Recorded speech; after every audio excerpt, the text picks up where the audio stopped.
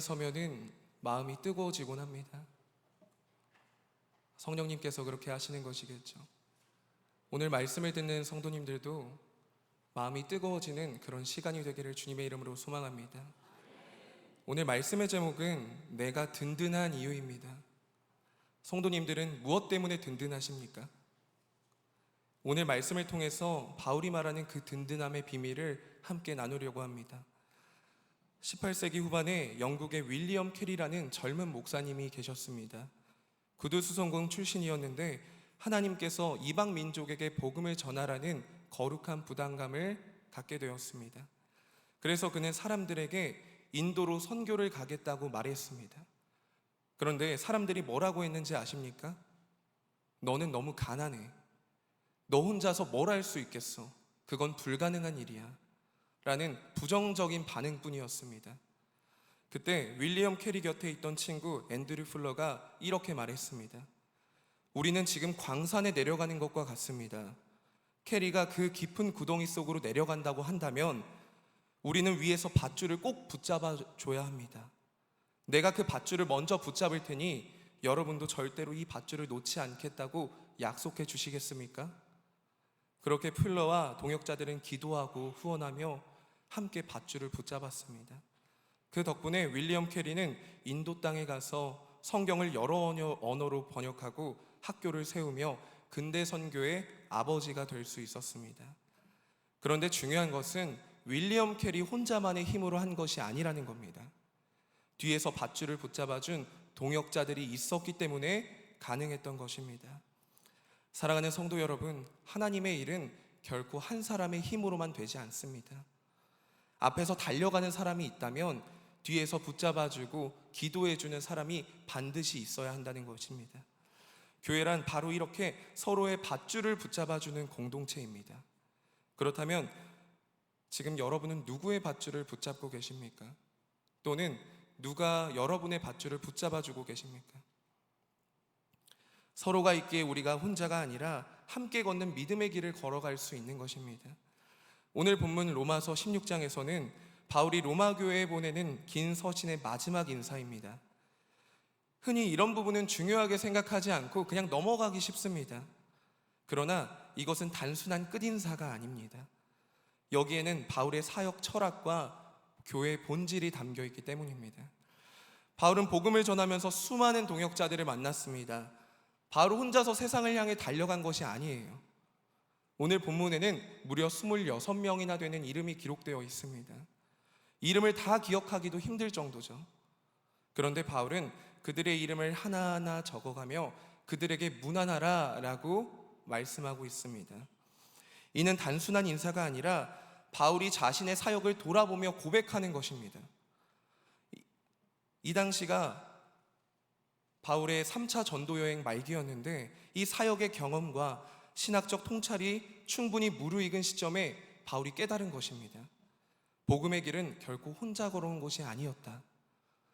동역자들과 함께 걸어온 길이었다는 것을 말입니다. 만약 바울이 혼자서만 사역했다면 복음이 이렇게 단시간에 퍼지지 못했을 겁니다. 바로 동역자들이 있었기 때문에 가능했습니다. 바울은 이 사실을 너무나도 잘 알고 있었기 때문에 편지의 마지막 부분을 동역자들에게 감사를 전하는 것으로 채운 것입니다. 그렇다면 바울이 언급한 동역자들은 어떤 사람들이었을까요? 오늘 말씀을 통해 영적 깨달음을 얻는 시간이 되기를 바랍니다. 1절의 말씀을 보시면은 바울은 가장 먼저 일꾼 베베를 언급합니다. 그녀는 갱그레아 교회의 집사로 바울이 쓴 로마서를 직접 로마 교회에 전달하는 중요한 역할을 맡았습니다. 사실 편지의 전달자는 편지에 대한 바울의 입장을 가장 잘 이해하고 설명해 줄 수 있고 때로는 대독을 해야 했기 때문에 권위가 필요했습니다. 그런데 바울은 이 모든 상황과 당시 문화를 알고 있었음에도 불구하고 상대적으로 권위가 있었던 남성을 보낸 것이 아니라 여성을 자신의 편지 전달자로 보낸 것입니다. 당시 사회에서는 여성은 매우 낮은 위치에 있었기 때문에 이것은 굉장히 놀라운 일입니다. 유대인 남자들은 아침마다 나는 이방인도 아니고 노예도 아니고 여자도 아닌 것을 감사한다 라고 기도할 정도였으니까요. 그런데 바울은 사회적 인식을 거스르며 한 여성 지도자를 가장 먼저 소개하고 추천하고 있는 것입니다. 이것은 복음 안에서는 성별, 신분의 차별이 사라진다는 것을 선언하는 것입니다. 우리 가정과 교회도 신앙이 무르익을수록 서로를 용납하고 존중할 수 있게 되기를 바랍니다. 다음으로 바울은 브리스가와 아굴라 부부를 이렇게 소개하고 있습니다. 4절 말씀입니다. 그들은 내 목숨을 위하여 자기들의 목까지도 내놓았나니. 이 부부는 바울과 함께 장막을 만드는 일을 하는 동업자이자 자신의 목숨까지도 내놓을 정도로 헌신한 동역자였습니다. 흥미로운 것은 이름 순서가 브리스가와 아굴라로 기록되었다는 것입니다. 브리스가가 아내고 아굴라가 남편입니다. 당시 관습대로라면은 남편의 이름을 먼저 적는 것이 자연스러웠을 건데 말입니다. 그런데 바울은 오히려 아내의 이름을 먼저 기록하고 있습니다. 왜일까요? 아마도 아내인 브리스가가 더 열정적으로 섬겼기 때문일 것입니다. 이처럼 바울에게 중요한 것은 남자냐 여자냐 사회적 관습이 아니었습니다. 오직 복음을 위해 누가 더 헌신했는가, 주님의 일을 더 충성되이 감당했는가, 그것이 기준이었습니다. 만약 오늘날도 이 헌신의 정도에 따라 이름의 순서를 정하면 어떻게 될까요? 아마 마찬가지로 여자 권사님, 집사님, 성도님들의 이름이 맨 앞에 있지 않을까 싶습니다. 그러나 사실은 중요한 것은 순서가 아니라 한 마음으로 주님을 섬기는 마음입니다. 남녀, 직분, 배경, 나이와 상관없이 누구나 주님 앞에 귀한 동역자라는 사실을 믿으시길 바랍니다. 서로를 격려하며 세워주는 그런 귀한 복된 교회 공동체가 되기를 바랍니다. 그러나 바울은 동역자들은 모든 같은 일을 한 것은 아니었습니다. 어떤 이는 말씀을 전했고, 어떤 이는 재정을 도왔고, 어떤 이는 가정을 열어 교회를 섬겼습니다.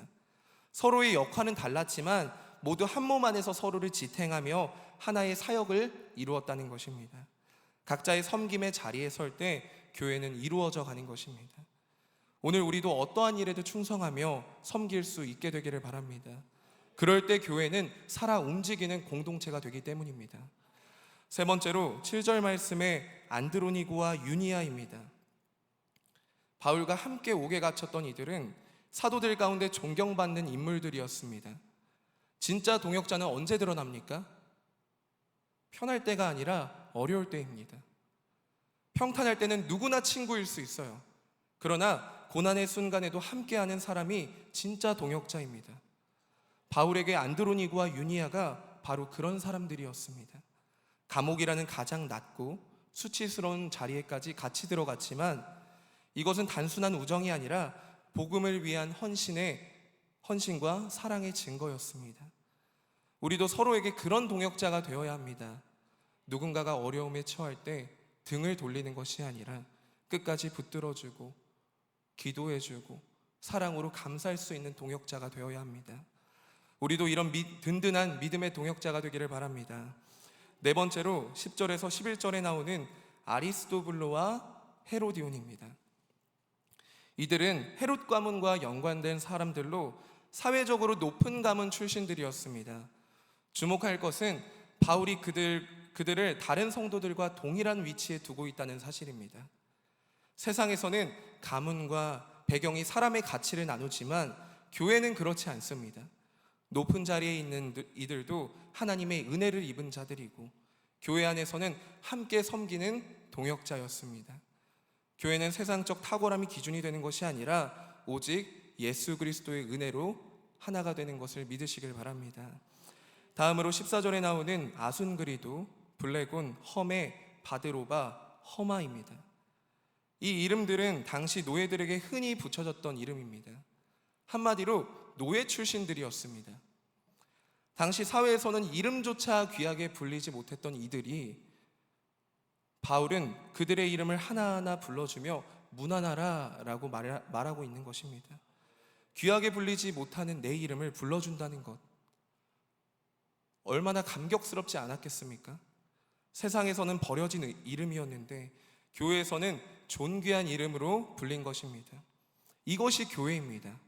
세상에서 무시받던 자도 하나님의 집에서는 귀하게 여겨지는 것입니다. 우리는 더 나아가야 합니다. 세상에서 눈물 흘리는 자들의 눈물을 닦아주어야 하고, 상처 입은 자들의 마음을 감싸주어야 하고, 주님의 손수건이 되어서 아픔 있는 자들에게 손수건이 되어주는 것, 그것이 바로 주님의 몸된 교회일 것입니다. 교회 안에서도, 교회를 다니면서도 상처를 받는 경우가 많습니다. 말 한마디, 무심한 태도, 비교와 차별 때문에 마음이 무너지는 경우가 있죠. 그러나 교회가 그리스도의 사랑으로 서로를 감싸지 못할 때 오히려 그 더 큰 아픔을 주는 것을 볼 수 있습니다. 그래서 우리는 늘 기억해야 합니다. 교회는 사람을 판단하거나 차별하는 곳이 아닙니다. 예수님의 사랑으로 서로를 품어주는 곳입니다. 우리 한 사람 한 사람이 주님 손에 들린 손수건이 되어서 상한 이들의 눈물을 닦아주어야 할 것입니다. 이들을 통해 한 가지 알 수 있는 사실은 한 교회 공동체 안에 여성과 남성, 유대인과 헬라인, 귀족과 노예, 부자와 가난한 자가 함께 있었다는 것입니다. 세상에서는 절대로 한 자리에 앉을 수 없는 사람들이 교회 안에서는 함께 찬양하며 함께 떡을 떼며 함께 동역자가 되었다는 것입니다. 한마디로 세상과 구별된 공동체라는 것이었죠. 그들이 서로가 다르지만 하나가 될 수 있었던 이유는 무엇일까요? 바로 예수 그리스도 안에서입니다. 오늘 본문에 나오는 바울의 동역자를 다 언급하지는 않았지만 한 가지 공통된 사실은 그들 모두가 주 안에서 수고했다라는 것입니다. 교회란 무엇입니까? 주 안에서 애쓰고 수고한 사람들입니다. 그리스도 안에 있는 사람들입니다. 바울이 그들에게 문안하고 있는 이유도 바로 그들이 그리스도 안에 있었기 때문입니다. 로마서 12장 5절은 이렇게 말씀하고 있습니다.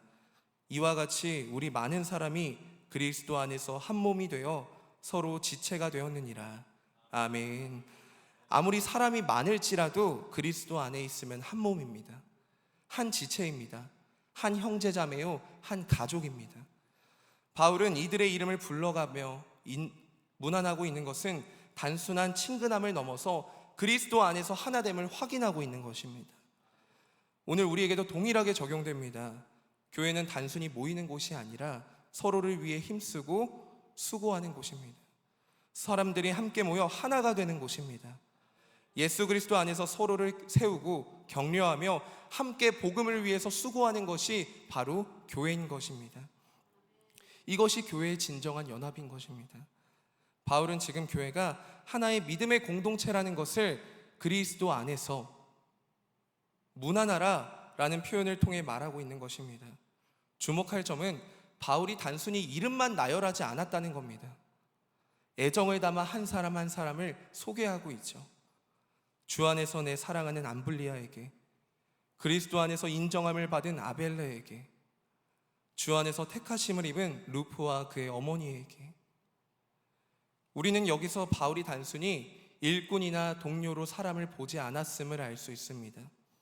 바울은 서로를 사랑으로 묶인 가족으로 보았다는 것입니다. 참된 동역자로 바라본 것입니다. 진정한 동역자는 단순히 일만 같이 하는 것이 아니라 서로를 사랑으로 품고 감싸주는 곳, 이것이 바로 교회 공동체의 본질입니다. 교회의 진정한 연합은 사람의 성격이 맞아서, 취향이 같아서 이루어지는 것이 아닙니다. 오직 예수 그리스도 안에서 가능합니다. 세상은 언제나 나뉘고 갈라집니다. 나와 뜻이 맞지 않는다고 해서, 세대 차이가 난다고 해서, 사회적 위치가 다르다고 해서 그 밖에도 연합할 수 없는 이유가 너무나도 많습니다.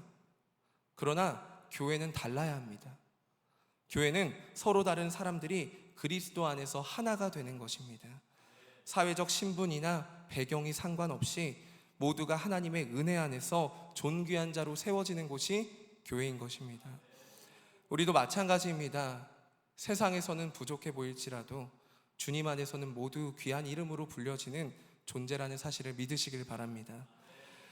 그렇게 우리는 교회 안에서 서로 다르지만 한 몸이 되어 섬기고 살아가고 있습니다. 그런데 혹시 지금 내 옆에 있는 사람들을 단순히 그냥 같이 예배 드리는 사람으로만 보고 있지는 않으십니까? 그렇게 생각하고 지나간다면 우리가 함께 그리스도 안에서 세워져야 하는 그 공동체의 의미를 놓치게 됩니다. 그렇다면 나의 동역자는 누구입니까? 여러분의 동역자는 누구이십니까? 하나님은 이미 우리에게 많은 동역자들을 허락하셨습니다. 목사님, 장로님, 권사님, 집사님, 또 우리 청년들, 학생들, 우리 가족, 나와 함께 신앙의 길을 걸어가는 모든 이들이 하나님께서 주신 귀한 동역자인 것입니다. 혹시 익숙함 때문에 감사하고 있지는 못하시지 않으십니까? 그렇다면 오늘 이 시간 이후로부터는 나의 동역자라는 시선으로 바라봐 주시길 바랍니다. 이번 여름 사역이 하나님의 은혜 가운데 잘 마무리되었습니다. 오늘 말씀을 준비하면서 여름 사역을 돌아보며 함께한 이들의 이름을 하나하나 기록하며 감사의 제목을 담긴 편지를 써보자 라고 생각이 들어서 그렇게 쓰게 되었습니다. 제가 이곳에 적어봤는데요. 한 가지만 소개해 드리려고 합니다. 주 안에서 수고한 준혁이에게, 이번 여름 성경학교 끝나고 어린이부 데리고 캐리비안 베이 놀러 갔을 때 너희들끼리 따로 재밌게 놀아도 되는데 같이 다니면서 애들 챙기겠다고 하는 너의 모습을 보면서 정말 대견하고 고마웠어. 끝나고 집에 돌아가는 길에 선생님이 이렇게 힘든 일인지 이제야 알 것 같다는 너의 말에 웃음이 났지만 앞으로도 그런 따뜻한 마음 잃지 않고 계속 성장해 나가길 기도할게 라고 적었습니다. 많은 이들의 이름을 적고 기록하였는데요. 제가 느낀 것이 무엇인지 아십니까? 목사님과 성도님들의 헌신, 그리고 우리 청년들, 학생들의 도움이 없었더라면 할 수 없었겠구나. 스스로는 아둥바둥하면서 열심히 준비한 것 같았는데 그런 게 아니었구나. 아무것도 아니었구나 라는 사실을 깨달았습니다. 함께하는 동역자가 있었기에 가능했구나 라는 것을 쓰면서 깨달은 것입니다. 함께 걸어가는 동역자가 있다는 것, 이것이 감사할 수 있고 든든한 이유입니다. 우리는 누구나 내 필요를 채워줄 사람을 찾습니다. 내 곁에 있어주고 나를 위로해주고 나를 지지해줄 사람을 원합니다. 그러나 성경은 우리가 받기보다 먼저 주는 자가 되라고 말씀합니다. 그러므로 그 전에 내가 먼저 동역자가 되어야 합니다. 바울은 나에게 좋은 동역자가 필요하다라고 말씀하지 않았습니다. 오히려 바울은 먼저 그들을 위해 기도했고 그들을 격려했고 편지를 쓰며 그들과 함께 했습니다. 우리도 마찬가지입니다. 누군가 내게 힘이 되어주기를 바라기보다는 내가 먼저 그에게 가서 힘이 되어주는 동역자가 되시길 바랍니다. 그래서 우리가 해야 할 일은 분명합니다. 서로를 동역자의 눈으로 바라보고 내가 먼저 동역자가 되어주는 것입니다. 내 옆에 있는 분들, 이 자리에 계신 모든 분들이 바로 하나님께서 주신 귀한 동역자임을 믿으시길 바랍니다. 사랑하는 성도 여러분, 하나님의 일꾼이 된다는 것은 나 혼자가 아니라 공동체 안에서 함께 복음의 일을 감당하는 것입니다. 바울이 로마서 16장에서 각 동역자의 이름을 하나하나 부르며 문안하는 것은 서로의 존재와 수고를 인정하고 또 세워주는 것이 얼마나 감사하고 큰 의미인지 우리는 말씀을 통해 깨달을 수 있어야 합니다. 우리가 서로를 세우고 격려하며 함께 걸을 때 그 믿음의 수고가 하나님께서는 기뻐 받으시는 동역의 삶이 되는 것입니다. 사람은 연약하기에 때로는 실망할 수 있습니다. 언제나 만족할 수는 없죠. 그러나 우리가 든든할 수 있는 근거는 우리와 늘 함께 계시는 예수님이 계시기 때문입니다. 결코 우리를 버리지 않으시고 우리를 붙들어 주십니다. 예수님께서는 혼자가 아니라 동역자와 공동체를 곁에 세워주셨습니다. 그렇기 때문에 우리는 더욱 힘을 얻을 수 있는 것입니다. 전도서 4장 12절 말씀은 이렇게 말씀합니다. 한 사람이면 패하겠거니와 두 사람이면 맞설 수 있고 세 겹줄은 쉽게 끊어지지 아니하느니라. 아멘. 오늘 내가 든든한 이유는 바로 이곳에 있습니다. 나는 혼자가 아닙니다. 함께하는 동역자가 있고 하나님께서 주신 공동체가 있습니다. 서로가 서로를 붙잡아주며 함께 세겹줄 안에서 어떤 어려움도 이겨낼 수 있고 또 하나님의 일을 기쁨으로 감당할 수 있는 것입니다. 이제 우리가 받은 은혜와 그 든든함을 기억하면서 하나님께서 세우신 공동체 안에 서로가 힘이 되어주고 기쁨이 되어주고 감사가 되어주고 격려가 되어주는 그런 믿음의 든든한 동역자가 되기를 주님의 이름으로 소망합니다. 기도하시겠습니다. 사랑해